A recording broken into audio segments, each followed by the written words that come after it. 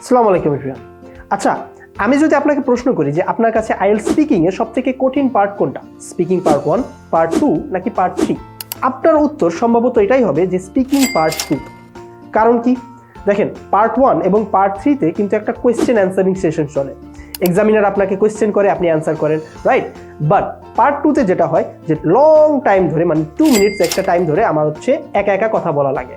এখানে কোনো question answering session থাকে না। সো এই কারণে নেটিভ একটা ল্যাঙ্গুয়েজ যেটা আমার না, মানে ইংলিশ ল্যাঙ্গুয়েজে আমার 2 মিনিট যাবত কথা বলা কিন্তু একটু টাফ হয়ে যায়, রাইট?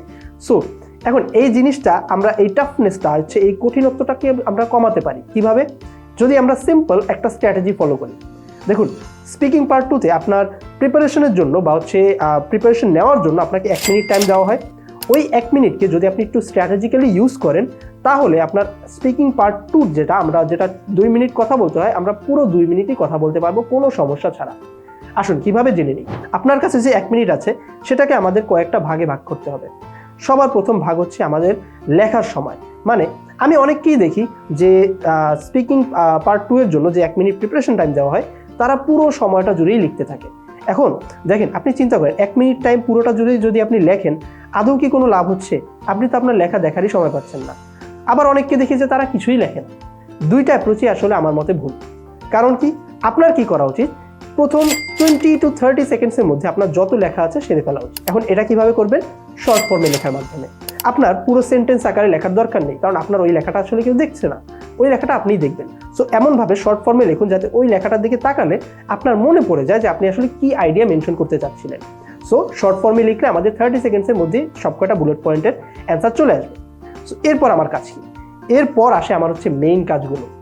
বাকি যে 30 সেকেন্ডস থাকে, সেটার 10 সেকেন্ডে আমরা কি করব? আমার লেখা শেষ হওয়ার পরে 10 সেকেন্ডে আমরা হচ্ছে জাস্ট এক নজর একটু চোখ বুলাবো যে আমরা আসলে কি লিখলাম, যাতে ওই জিনিসটা আমার মাথায় থাকে যে আমি আসলে খাতায় কি লিখছি আর আমি কি বলতে চাচ্ছি, রাইট?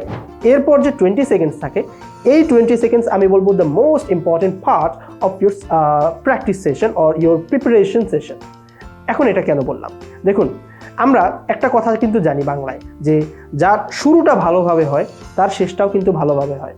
এখন যেহেতু আমাদের পার্ট 2 এর শুরুটা ভালোভাবে হয় না, তার কারণে কিন্তু আমাদের শেষটাও ভালোভাবে হয় না। এখন শুরুটা ভালোভাবে কিভাবে করব?